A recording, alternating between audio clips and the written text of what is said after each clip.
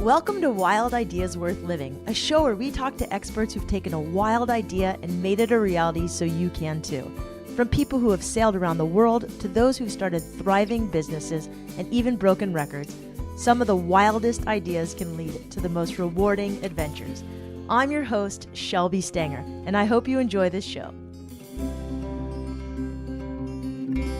This is episode 12 with GracedByGrit founders Kate Nowlan and Kimberly Caccavo. This episode was brought to you by GracedByGrit. The woman's owned athletic apparel company is all about helping women cultivate their grit to find their grace. And they make kick-ass yoga clothes and running clothes. I even wear some of the pants surfing. Now, if you're a first-time buyer and you go to GracedByGrit.com and enter the code WILDIDEAS at checkout, you'll get 40% off your entire order. 40% off your entire order with the code WILDIDEAS. This episode was also brought to you by Surf Diva. The original all-women's surf school has been teaching group, private, all-women, and co-ed lessons at their stunning San Diego location for over 20 years. I've taught surf lessons there for years and seen hundreds of men and women come through, learn to ride waves, and it literally changes their lives. Go to surfdiva.com or give them a call. And when you book a lesson in San Diego and mention this show or the code Wild Ideas, you'll get a $10 gift card to use towards your next lesson or in their store. Today's guests are Kate Nowlan and Kimberly Caccavo, the founders of GracedByGrit. You've heard them before. They were our first sponsor for the show. We agreed to have them on the podcast before I even started it. They talk a lot about their wild idea of starting a company and how you can start a company too, as well as how you can embrace your grittier moments. I hope you enjoy the show. Okay, today we have Kim and Kate from GracedByGrit on the show. Ladies, welcome. Thank you. We're excited to be here. That's Kim, and this is Kate. Thanks for having us, Shelby. Awesome. So you guys had this wild idea a few years ago to start a women's fitness line. Just tell me why, Kim. Well, we were training for a triathlon and we kept talking about what was missing in women's athletic apparel. And what was missing were clothes that were designed to make women feel strong and empowered. We wanted safety in our clothing because it can be dangerous out there, and dangerous whether you're in the water or the land. So we wanted to include a whistle, pockets. We wanted safety. We wanted sun protection. So we made clothing that had both. When you first told me this story, you kind of talked a little bit about, the need not being met in the market for what you want, just keeping your body parts in. Can you just tell me a little bit about that? Well, I think specifically Kimberly said that when she and I first started training together, that all different parts of her body were jiggling. Wow. I wasn't in that bad of shape. But no, she wasn't at all. I was wearing a great looking outfit that was great when I was static, but I wanted the compression once I started running because I looked great and I felt great when I wasn't moving. But once I started running, my confidence went to shreds because I didn't feel like I looked great running. Yeah. And so we wanted compression, but more than that, we wanted safety because we wanted to make sure women feel safe when they're exercising. So just so everyone listening knows, I met these ladies. I just was obsessed with their clothing and pretty much stalked them at a coffee shop and wanted them to be part of this podcast from day one. They came on board and they've been awesome to work with. So thank you. Just today, I was running and there was an unsafe experience. Someone was getting naked on the road. Someone stopped me. They're like, hey, this guy's getting naked. So safety is a big deal. Is there an example of when you've been running where it's been pretty unsafe or you've been in an experience? Well, yes, there has. I mean, I run in the morning early often, and, it's dawn and people are out and about, not necessarily the people you want to run into. Yeah. And so I've run by a van with the car door open where a guy was taking care of himself so everyone could watch. Oh, no. And I felt totally unsafe, though, because you don't know what can happen in that situation. You don't know what can happen. So I love that your clothes have whistles. I think that's so important. And pockets for your phone, which for me is huge. The name GracedByGrit is beautiful. Who's the actress who mentioned those exact words? Meryl Streep. Meryl Streep mentioned those exact words while giving an awards ceremony speech. And you had this name, GracedByGrit. I especially love the word grit. What can we learn from our gritty moments? Well, for us, it's those gritty moments that help define you, and how you get through them end up being your grace. Kate and I have both been graced by grit several times, but it's how we handle that moment, that incident in our life that helps define us and change us and how we become who we are today. Kim, what was one of your grittiest moments for you? Oh my gosh, I've had so many. I was widowed at 30 and I thought it's over. I'll never find true love again, as only a 30-year-old can think. Yeah. But I have, and I'm 20 years married to a man I've known 30 years. Crazy. 2 wonderful kids, and they're definitely my grace. So kind of when you're in these gritty moments, sometimes it's really hard to see the forest through the trees. What do you do in these gritty moments to get out of them? For me, exercise is a key part of me pushing through a gritty moment just to get those endorphins going. But I think also surrounding myself with people that support me and communicating when I'm struggling, I think is important. And I think that's often hard, especially for women, to talk about their weaknesses or struggles that they're going through. Although everyone likes to talk, to actually get to the raw parts of what you're struggling with, I think can be often hard. Yeah, how does applying grace, how do you apply grace to gritty moments? I mean, for me, when I'm going through a really shitty time or a hard time, thinking about grace in that time is really hard for me. So how do you guys do it? For me, I'm an engineer. So for me, I break it down into a series of steps. I know where I want to go. And so anytime I'm faced with a situation, I think, what would I like the outcome to be? And then what do I need to do to get there? And I just make a series of steps and I keep moving towards the goal. With the knowledge that once I've been through this and gotten through, which I will get through, I will be thankful for that experience, because that experience will have taught me something meaningful.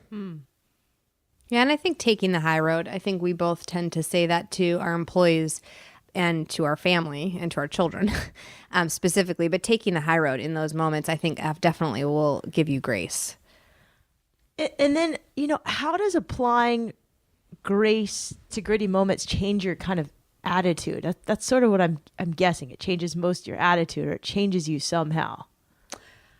I don't know that it necessarily changes you, but I know it makes you less afraid of confrontation, of key events in your life, because we're old enough now to know that those moments help shape you and help build character.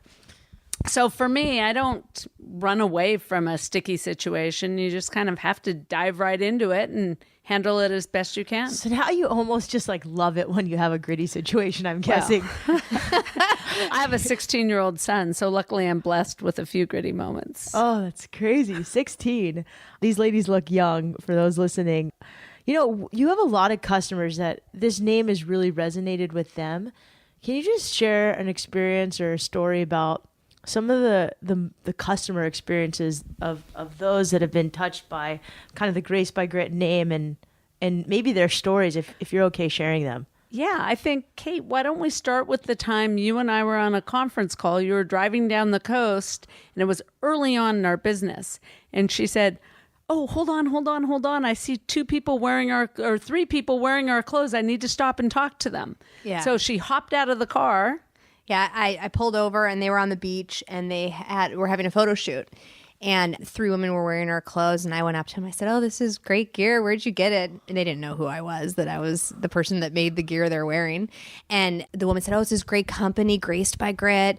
They're in Solana Beach." And I said, "Actually, I'm one of the founders." And she said, "Oh my gosh, I have to tell you, you don't even know what Graced by Grit means."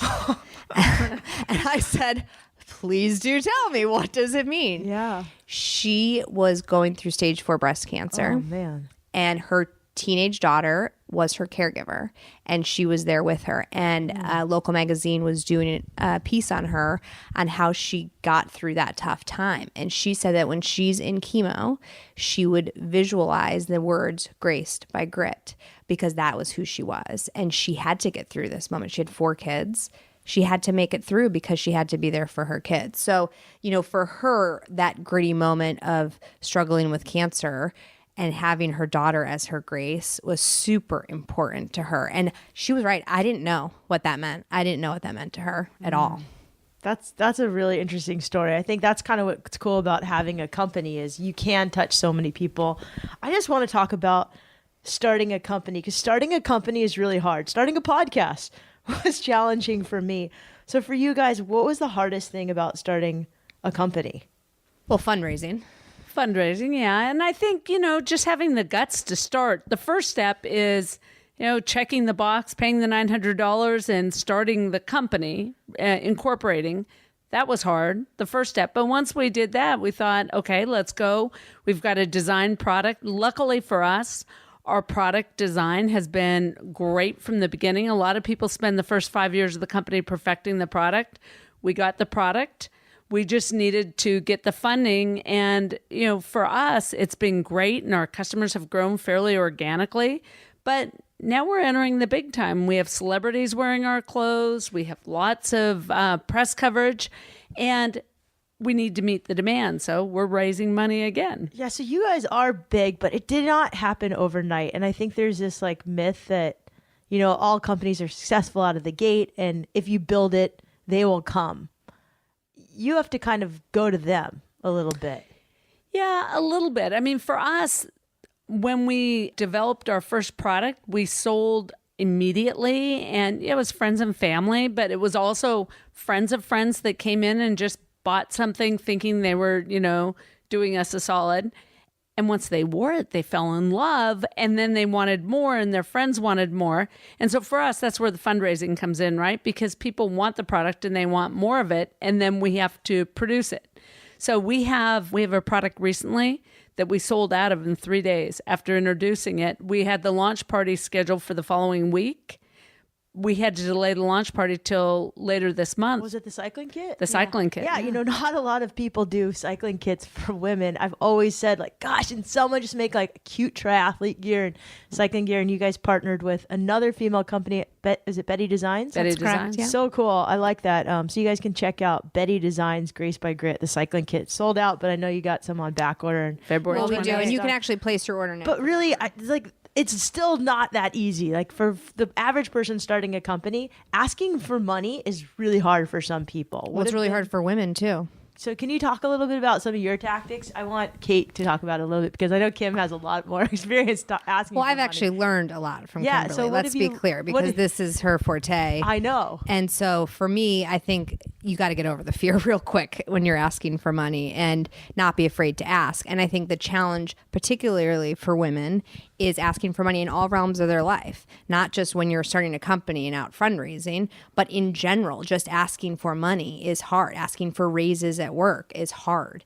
And I think getting over that initial fear of just doing it, but then also, Wait, can we talk more about this? Because Yeah. I think this is a really important thing. I think asking for money is hard for men and women. A lot of women I know have a really hard time asking for money. I mean, how do you do it? How did you get over this fear? well, I had Kimberly as my business partner, and she's not really afraid to ask for Kimberly, anything. you're not afraid to ask, but I think you're an anomaly. It's really cool to watch. Is there certain things that you did to psych yourself up, Kate, when you had to do it? I think I did a lot of push-ups because the F word was thrown around a lot, and we had a rule that if you said the F word, you had to do 10 push-ups. So we both had super buff arms and backs and shoulders. We'll have to use the F word more to get a better shape. Okay, so Kim, you really are pretty good at asking for money. What have you learned? And I know you came from a big business world where you sort of had Yeah, to. I mean, for us, it is also identifying the right source of money, and that's something that we still struggle with. And we're looking for a strategic investor right now. The ideal investor would be a badass, successful woman that will help us grow this brand. Because Who worked at Google.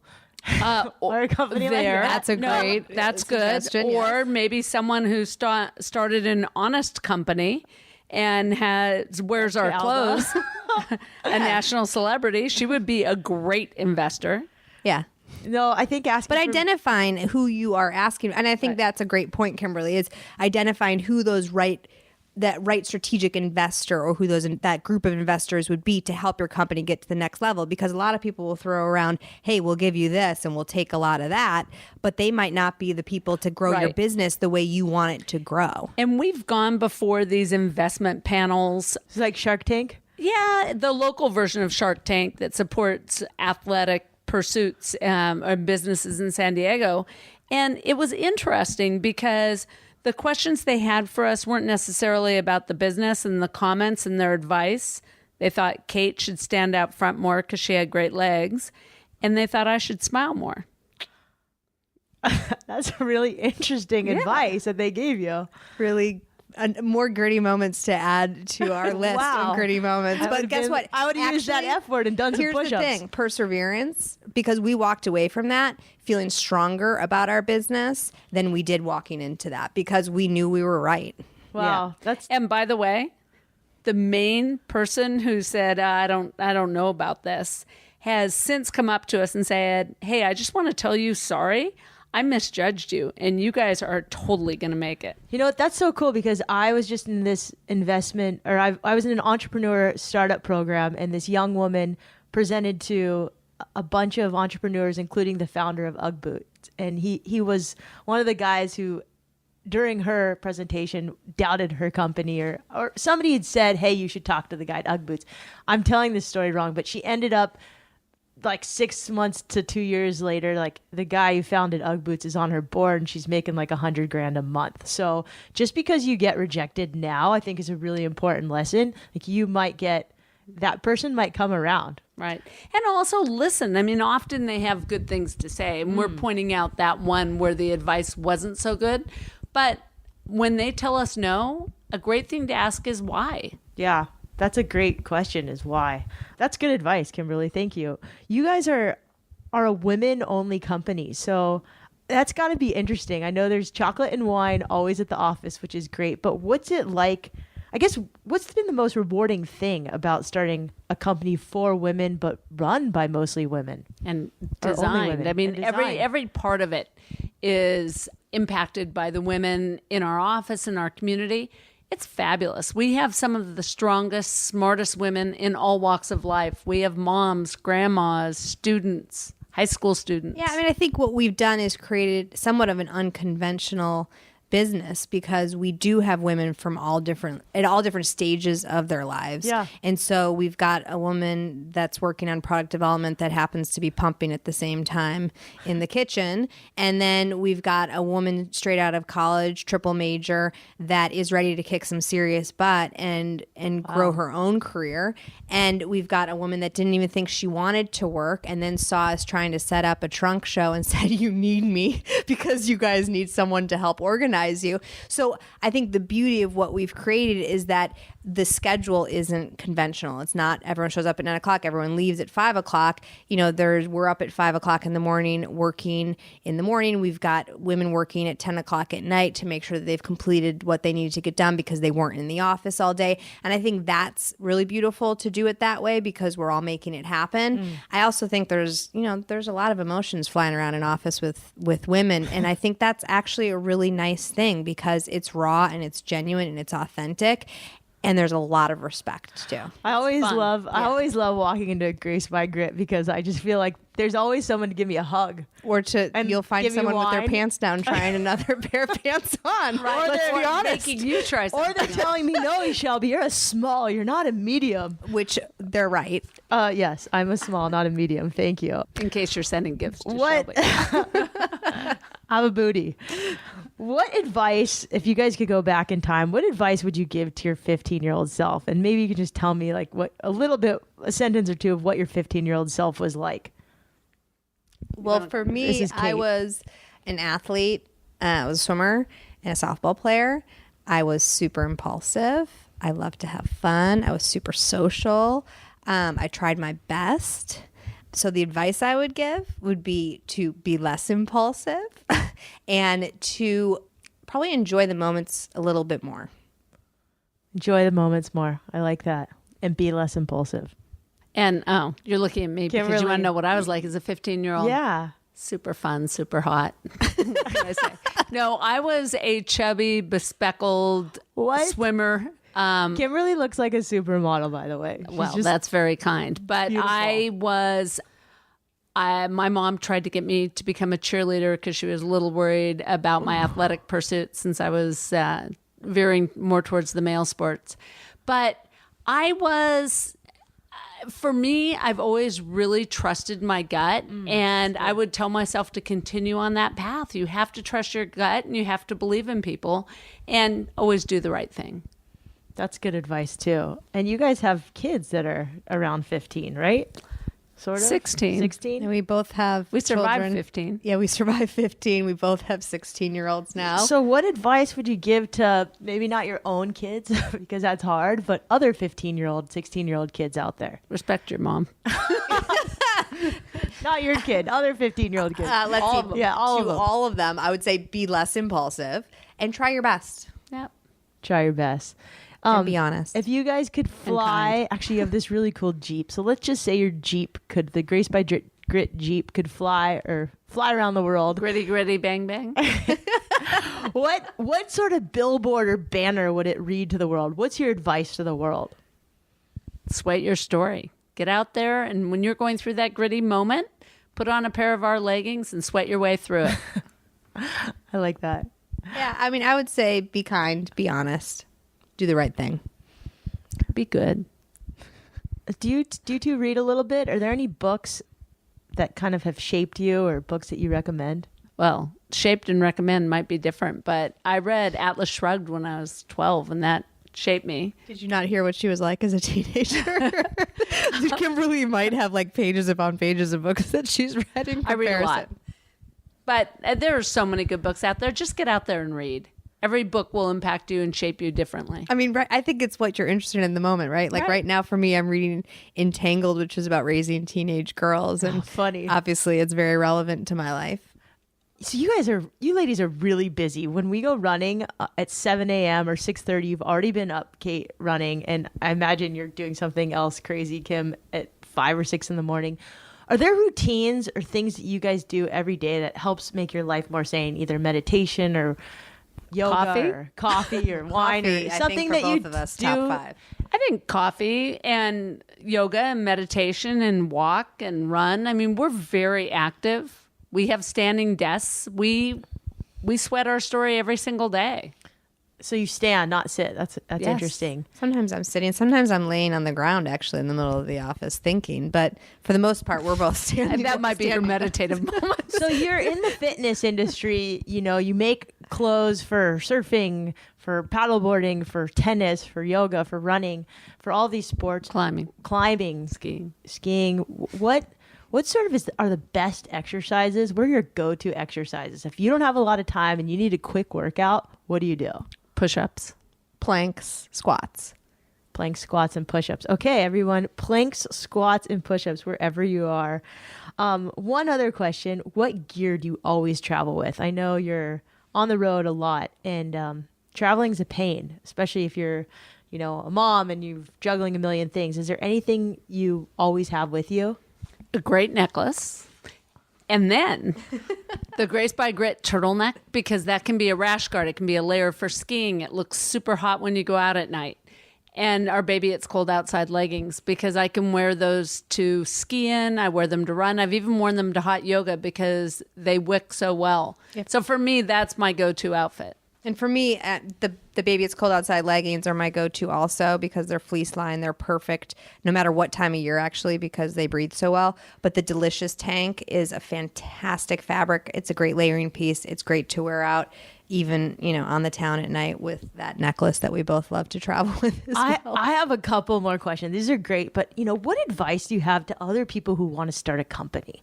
Starting a company is really a wild idea for many people. And I think they say like 92% of entrepreneurs fail, which is a really high statistic. So how do you be that 8% of people who succeed? And I don't know where I got that stat. I might have pulled it out of my rear. Probably pretty close. It's probably maybe even, a higher percentage fail. But I think it's because they don't have a plan and they're not disciplined about how they go about work every day. Kate mentioned earlier that we wake up early every day. I mean, at 5:30 in the morning, we're reviewing emails and we're getting the tone set for our day so that we make sure we accomplish what's most important in that day. So for us, it's just about having that discipline, that daily discipline, because as an entrepreneur, you don't have weekends off. You don't have vacations. You're on 24/7 and you just have to be prepared for that. And it's not a lifestyle for everybody, but it sure is fun. Yeah, but before, I think what's really interesting, Kim, is with your story, and we didn't get a lot to talk about it. So we have a couple more minutes if we can just tell a little bit about it. You know, you didn't start off right away as an entrepreneur. You worked for years. Well, I did sell rocks outside of a store at 7 Painted Rocks, which might still be available in Kalispell, Montana for anyone who might want to see the collection. So at 7, you already had this entrepreneurial bug in you. You're selling painted rocks. At 5, I was going to the candy store because my mom let me go alone with the wagon. And I'd fill it up with however many pennies I had, and I'd come back to the other kids who had strict parents, and I'd sell them the candy for more. But since then, I mean, I worked in a big company. I was a chemical engineer and I worked in an office. But now for me, it's great. I've always wanted to do something. But when I was in a big company, I always approached my job as if I owned it and as if it was my company. I never really, took advantage. I still worked hard for my small salary at a big company because I wanted to do the best I can. And one thing my parents always said was, do the best, be the best you can be. You know, I've got another question because there's so many people who listen to this podcast that are thinking about changing jobs, or they want to work for a company where you can pump at work and drink some wine and have some chocolate and go run the stairs during lunch like GracedByGrit. What do you look for? The drinking the wine only happens we only at night. happens Just at night during parties. I just happen to come during party night. Sorry, guys. Which I just love that you have wine there. So my question is really, what do you look for in employees? Like, what makes a great employee? Grit.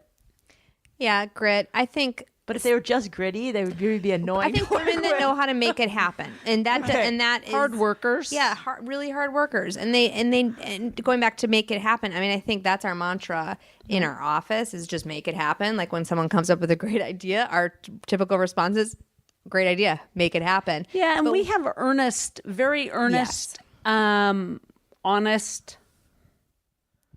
Oh, she's going to start crying. But we do. We have an incredible group of women. We do. And I think a lot of that is, I mean, they believe in our product and our brand and our mission. And themselves. Just as much they as believe we do. in themselves, too. And they're surrounded by that. And so I think, that feeds off each other to create something even bigger. How old is GracedByGrit now? We're in our 4th year. 4 years. 4th years. Yeah. And it's the best one yet? Oh, absolutely. And we just had our best month ever in January. Yeah. Awesome. Yeah. Is there anything else we can talk about that you just want to tell people out there about GracedByGrit, about you guys? Well, we'd like women to try our clothes because we think that they're liberating and you feel so good, you look good, and you can take them everywhere. But you're safe and you're strong and you're empowered.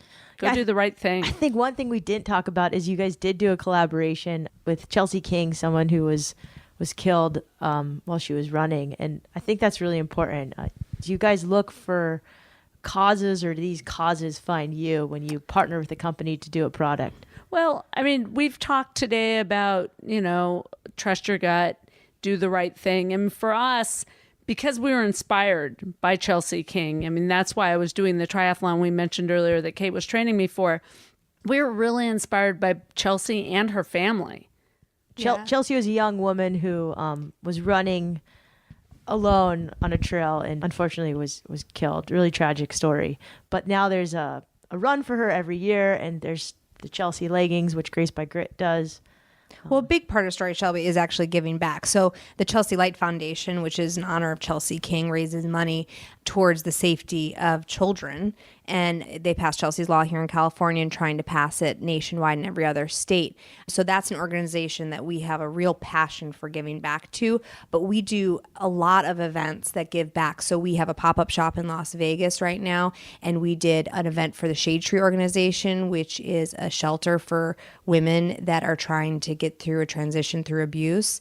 And I mean, that's such a part of our story, right, is the empowerment of women. So any organization that either approaches us or that we find or that we read about in those early morning meetings when we're both going through all of our emails and getting online and seeing what's happening in the world around us, we're reaching out all the time to give back. And I think that's a big part of our story. And going back to the women that work for us, giving back is just as important to them as making great clothes that make your butt look good. How can people share their Graced by Grit gritty stories? They can email us at heygirl@GracedByGrit.com. They can share any pictures they have on social media of them wearing the clothes and just hashtag GracedByGrit. We love to do blogs about women and their gritty stories, and we're open to anybody's stories, no matter what that is, how minuscule if maybe somebody thinks it is to how big it is. We want to share it because it's all those moments in life that are relatable to other women and that help people move forward and get through those gritty moments. And you also do this gritty teen series, which helps. Gritty Girls. Yeah, Gritty Girls. So it's an empowerment series for girls to help them learn to cultivate their grit.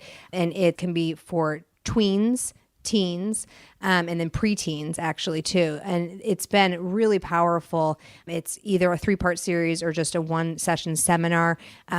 We have a woman in-house who's a health and wellness coach that leads these series, and she travels all over the country with us.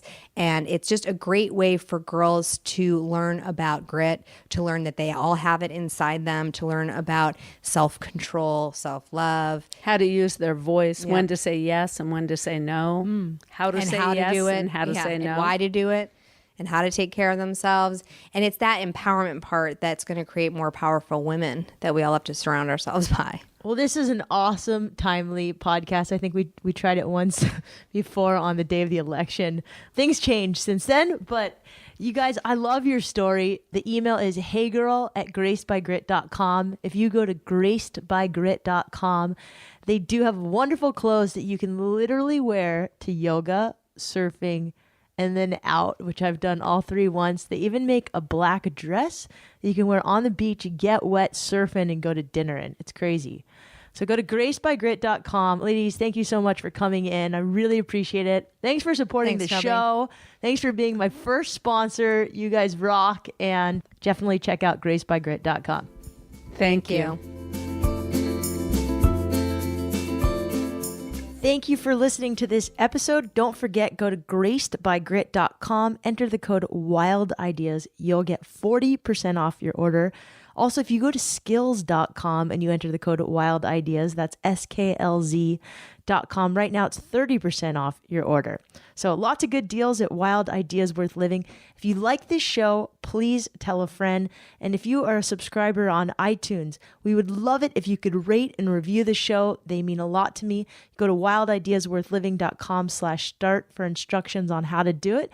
And wherever you are in the world, don't forget, the best adventures happen when you follow your wildest ideas. We'll see you next week. Thanks again for listening.